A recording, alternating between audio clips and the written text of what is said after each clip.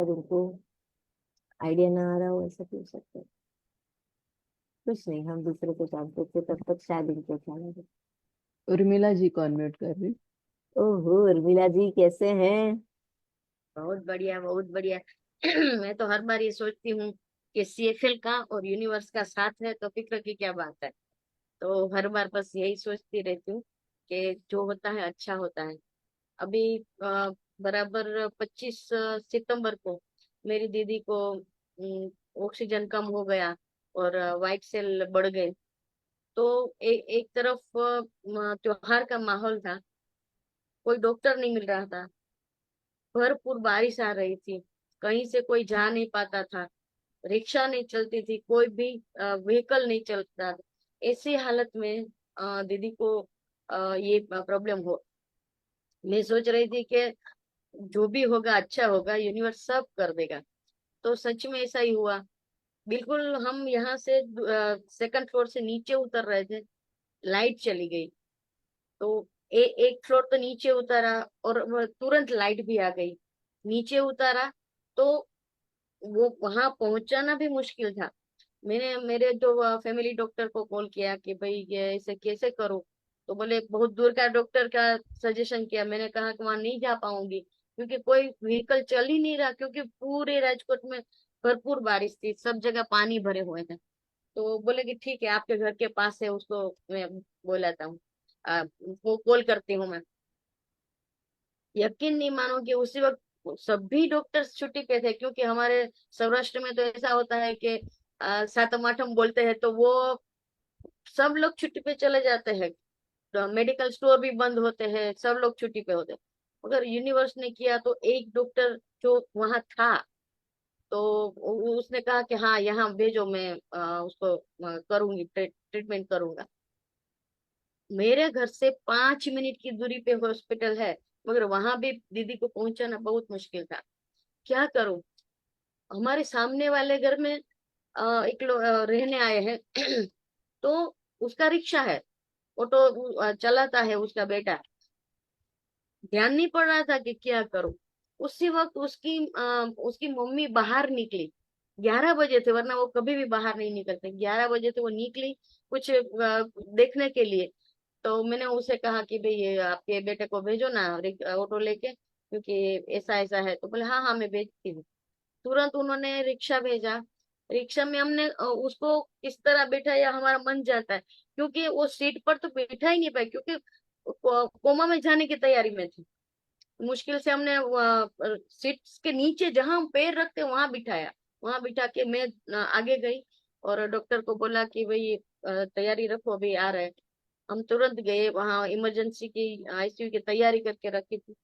तुरंत दीदी को आईसीयू में रखा गया। 2 घंटे में तो ऑक्सीजन लेवल भी अच्छा हो गया। और 2 दिन आईसीयू में, 2 दिन बाहर रखा, मगर बहुत अच्छा हो गया। तो मैं सोच रही थी कि इतनी सारी हेल्प कहाँ कहाँ से मिल गई, वरना मुश्किल ही था। तो ये हर बार मेरे मन में जो घूमता रहता है कि यूनिवर्स का साथ है तो फिक्र की क्या बात है। और ये सब यहाँ से जो सिखाया गया ना, अगर पहले की उर्मिला होती ना, तो मैं टूट जाती। क्योंकि आपको मालूम है यहाँ मैं जेंट्स लेडी के सभी में अकेली हूँ। तो लेडी के रूप में भी मुझे काम करना होता है, जेंट्स के रूप में भी। तो पहले में ऐसा होता था मुझे कि अभी मैं क्या करूंगी, मगर अभी 4 साल से सीएफएल कर रही हूँ, 4 साल से मैजिक में हूँ। तो अभी हर एक परिस्थिति को देखने का नजरिया बदल गया है। तो ये यहाँ से हमें मिला है। तो सीएफएल का जितना भी ग्रेटिट्यूड करे उतना कम है। और आप सब लोग जो लीडर्स आके जो समझाते हैं, कई बार ऐसा होता है कि आप अपनी लाइफ शेयर करते हैं, तो हमें ज्यादा पता चलता है कि हाँ, हमारी लाइफ में कभी ऐसा होता है तो हमें भी ऐसा करना चाहिए। तो हर बार कुछ ना कुछ मिलता है। देखिए 4 साल से करती हूँ, मगर फिर भी ऐसा नहीं लगता कि अरे मैंने ये सुना हुआ है, फिर से क्यों करूं। क्योंकि हर बार कोई ना कोई एक शब्द, एक लाइन, एक बात ऐसी मिल जाती है आप सब लीडर से कि एक एक नया एक स्टेप आगे बढ़ जाते हैं। तो इसके लिए सबका बहुत बहुत thank thank you, you thank you, Urmila ji, thank thank you so much. Yes, कोई भी देखिए, मैजिक किया है, ये बुक पढ़ी है, ग्रेटिट्यूड की प्रैक्टिस कर रहे हो, ये सब चीजें हैं। पर इससे ऐसा कुछ नहीं है कि आपकी लाइफ में कोई भी ऐसी विकट परिस्थिति नहीं आने वाली। वो तो आएगी, शायद बड़ी बड़ी आएगी, क्योंकि आपकी क्षमता बढ़ गई है चीजों को हैंडल करने की।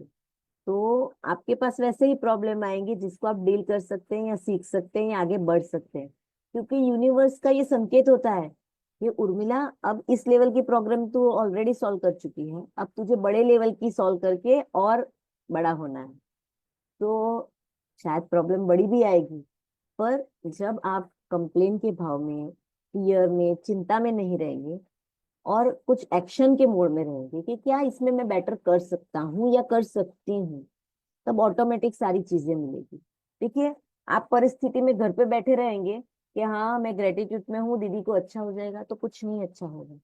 आपको एक्शन लेना है, आपको काम करना है, तब सारी चीजें। हाँ, ग्रेटिट्यूड के भाव में रहने से एक सबसे बड़ा फायदा ये है कि आप पैनिक नहीं हो जाओगे, कंप्लेन में नहीं आओगे, तो आपका मन शांत रहेगा और एक के बाद एक आप सॉल्यूशन को ढूंढ सकते हैं।